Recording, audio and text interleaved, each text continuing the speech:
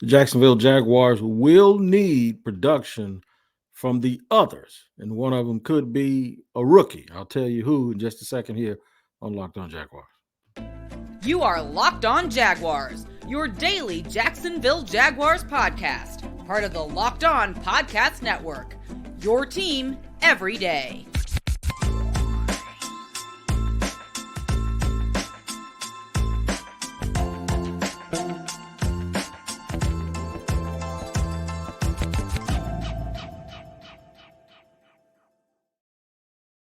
What up, y'all? And thank you for joining me for another edition of Locked On Jaguars. I am Tony Wiggins, the host of the Locked On Jaguars podcast. We're at your team every day, and we thank you for making us your first listen. I'd like to tell you, too, to go to YouTube and subscribe for free to our Locked On Jaguars YouTube page. And make sure wherever you're getting your audio podcast, you check in every day there as well to make sure you don't miss an episode. Shout out to my everydayers here on the Locked On Jaguars podcast, and welcome to all of the new listeners as well. We're going to talk about the others today. It's something that we always do in the off season where we bring up the others, but the others in this case won't be people that you're very familiar with. We're going to bring up an other that was a draft pick this year, since so many people are asking me, who do I think of the undrafted free agents and some of the day three guys, who do I think will give the biggest contribution? I've been kind of hesitant to do that because I'm sort of leaving room, as I said yesterday, leaving room for the Holy Spirit, but I'm leaving room for all of those guys to shock and surprise us. And I didn't want to really get into rooting for one guy, as opposed to just kind of thinking like the coaches think. Hey man, go out here and give it your best shot, and let's see what you have, and not worry about contracts, not worry about who's under contract or where somebody else was picked, but just I want that surprise, that element of surprise. I want to go out there and organically, when I'm at practice, see something and then come back and report to you guys like, hey man, y'all got to check this dude out. I didn't want it to come across as me rooting for one person and then trying to justify that opinion based on what I report or what I see in practice. But I'm going to do it today, because if this person isn't good in practice, I'm going to tell you, that little podcast we did where we were thinking about who could do it, and he ain't doing it. So I'm going to put my reputation on the line a little bit, but that's fine because I do it every single day. It's Yasir Abdullah. He's picked 136. He's a fifth-round pick out of Louisville, Florida native. He's from the bottom. That's what we affectionately call anyone from down near Miami. He went to Carroll City High. He's from Miramar. Had 23 and a half sacks, career sacks in college, 19 and a half the last 2 years. And I did not need to look at those numbers to know who he was, because if anybody knows me, they know I'm a Florida State supporter and a Florida State fan, and he has given the Florida State Seminoles fits. He's been very, very difficult to block, even at 6'1", 242, where he kind of plays in a little bit of a hybrid role, but he can chase people down. He tackles people in the backfield. He's very, very instinctive. He's just not very tall, right? If he was 6'3", 242, he probably goes in the second round. But he's not. He's 6'1", 242. So remember the word prospect, the most likely to get something done. So when you get past the traits that we always talk about with Trent Baalke, and he looked like he got away from those traits a little bit, and I would bet my money that since he wasn't able to trade some of those picks away and get up and get some of the guys he wanted, him being Trent Baalke, I bet my money, only because of the experience that I know about from talking to people through the years. This is how this went. I would bet anything that what happened was he earmarked certain guys that fit certain traits at certain spots. I think he probably wanted to turn those 13 picks into maybe 9 players, right? Teams weren't doing it because teams felt like the later they got into this draft, the worse it was going to get, and they were going to get their guys where they got their guys. So he says he tried to trade 15 or 16 times just on day 3 alone, and nobody would let him do it. So what happens is you start running out of your trait guys, and that's when you turn to your area scouts. And you remember the arguments, and not necessarily the arguments, but how vehemently these guys would stand on the table and say, Look, I watched this dude for 3 years. I was at practice. I saw how he prepares. I heard how the coaches, the tape backs it up. He's just not tall, but he can play, man. He'll give us some stuff on special teams.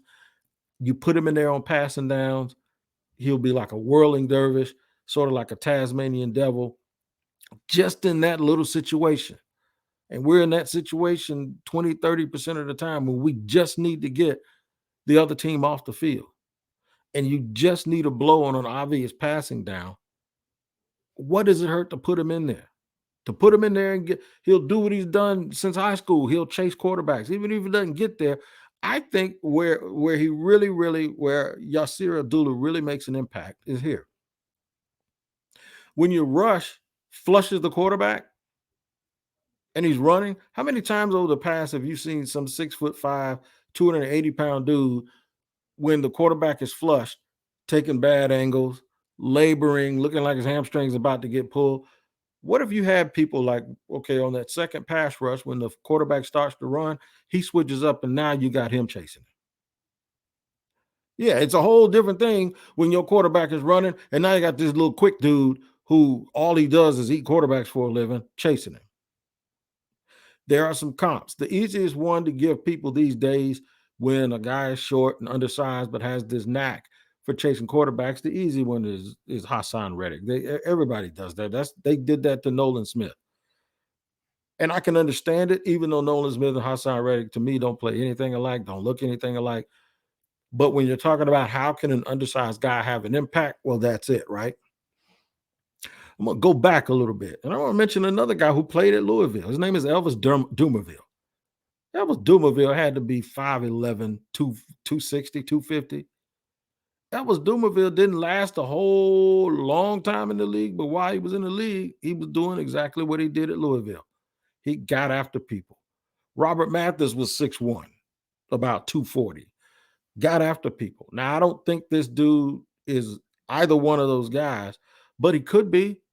He could be.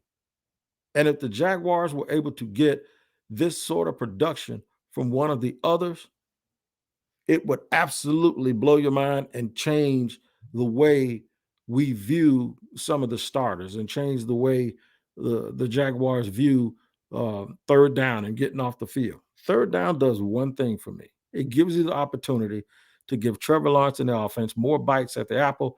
It also keeps the other defense on the field. This is more important to me early in the season when that heat is out there that a lot of people aren't used to. And it allows the offense to score points early, which allows them to dictate the flow of the game, because now if they get out early and they get ahead early, that means the other team has to pass. And what happens is that means you're controlling the game, you're controlling down and distance, you're controlling how a team has to play against you. And I think the Jaguars play better. It didn't prove out to be the point last year. And I'm smiling because I said they have to play from ahead. And they proceeded to win all of these games down the stretch after playing from behind, right? That's not a formula for success. It's not something that you want to keep doing. I'll get more into these comps, talk about how important it is for the Jaguars to get anything from the others, like people who were chosen in the 5th round. If you can find people that can play and you can have them for a few years, how does that help your salary cap?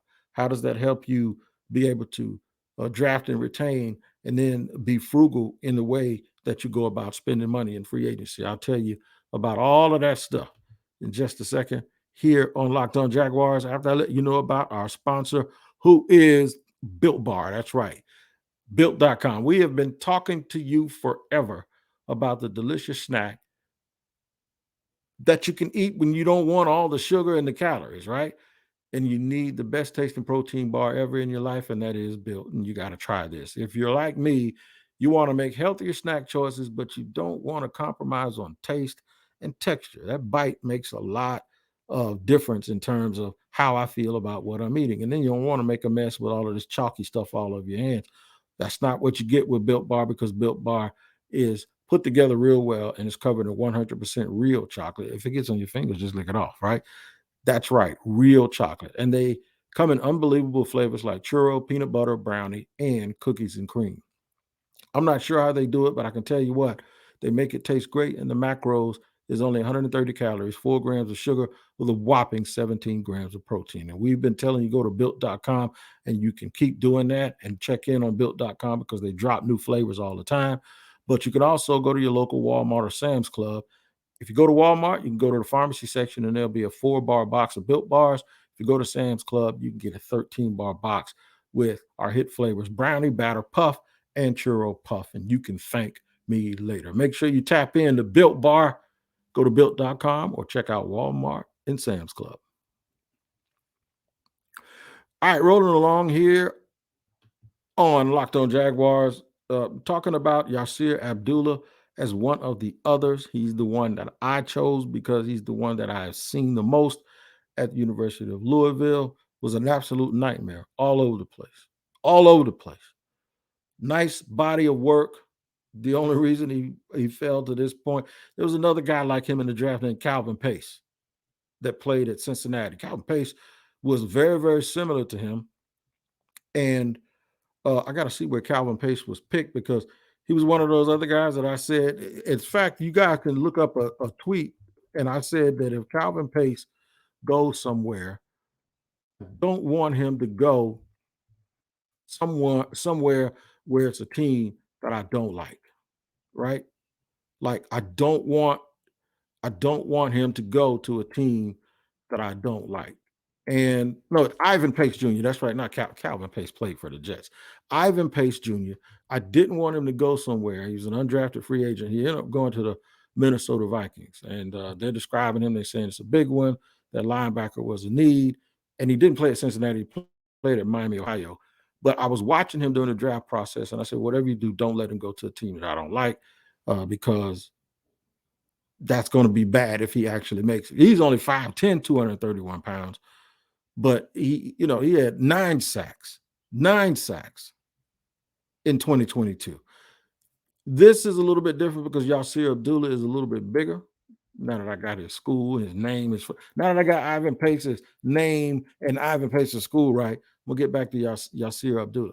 These are the outlier players, the guys that you don't think have a chance to make it because of what we know that word prospect to mean. It's like, his arms are too short.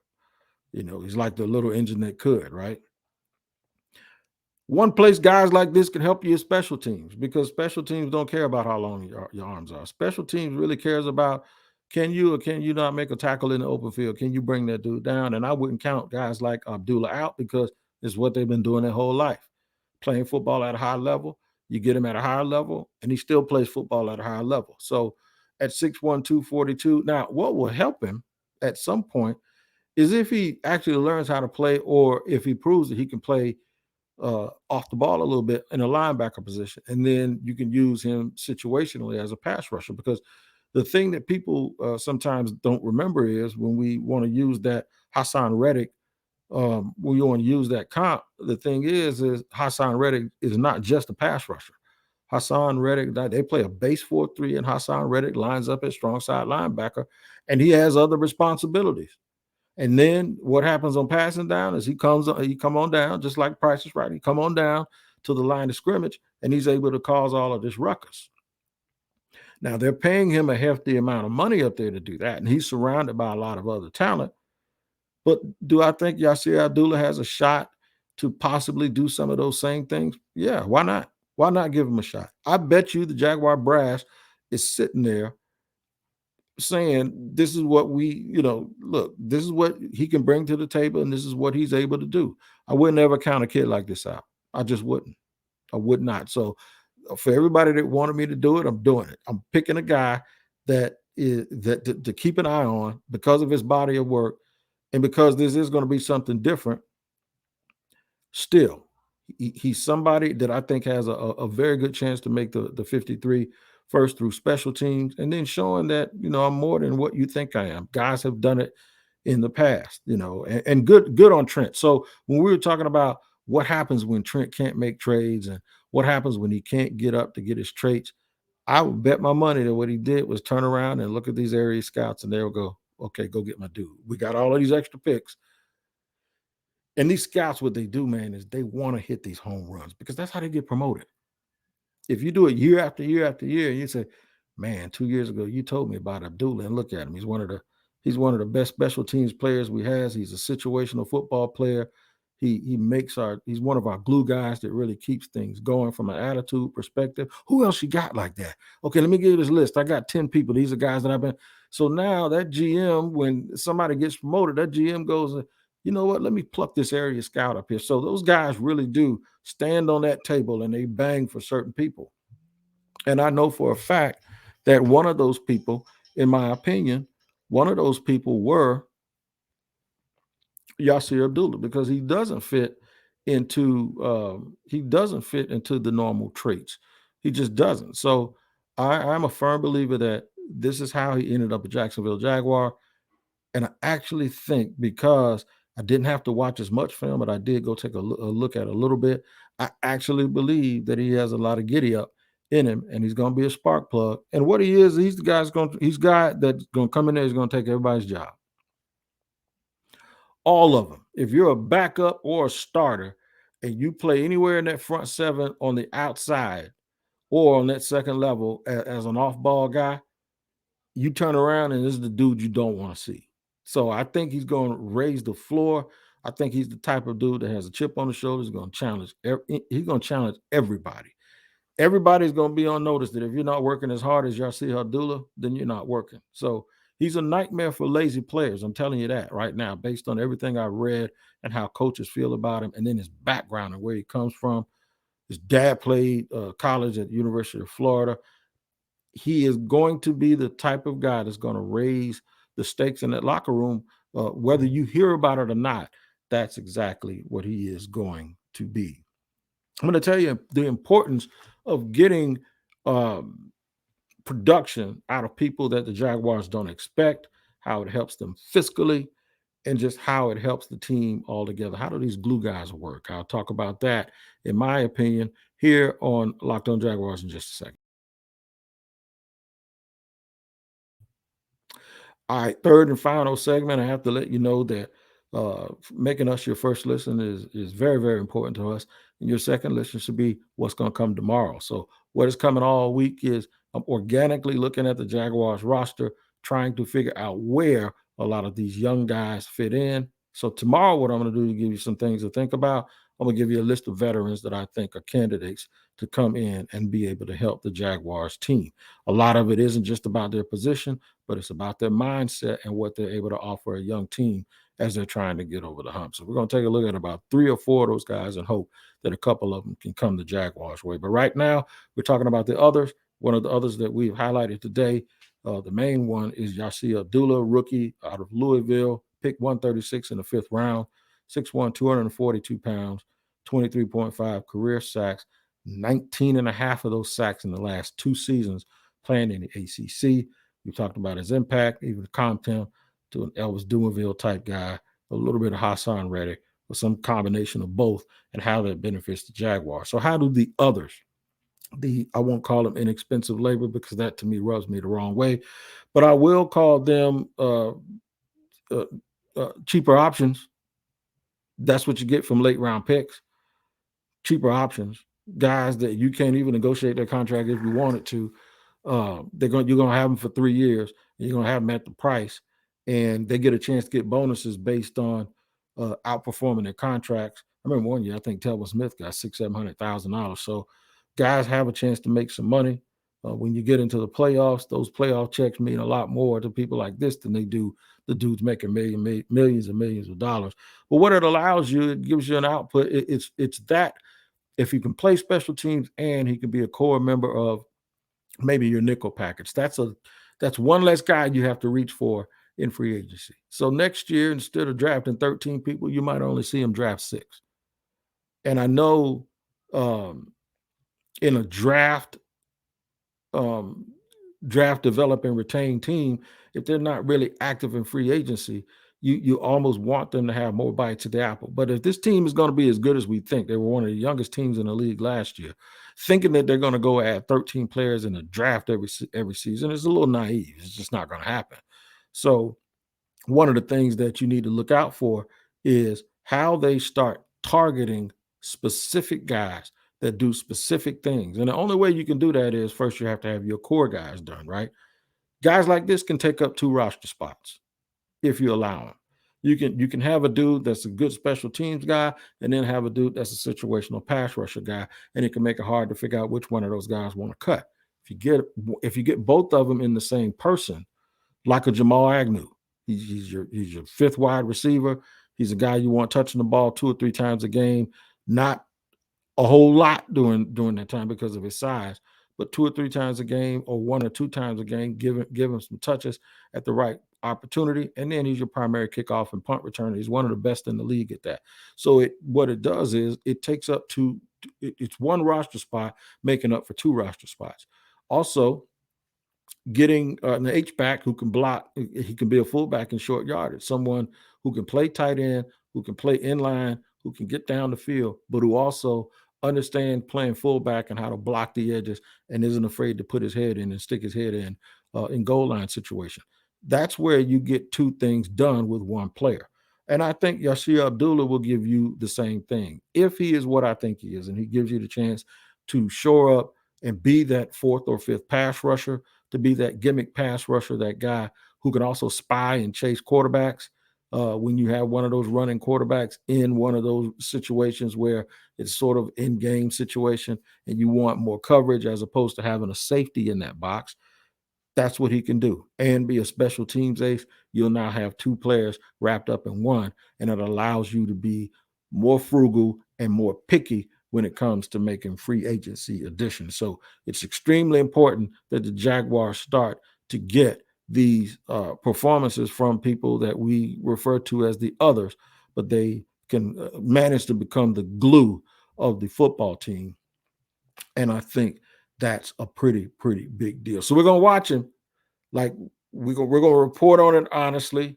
We're not going to blindly root for anybody to succeed and root for somebody else to fail.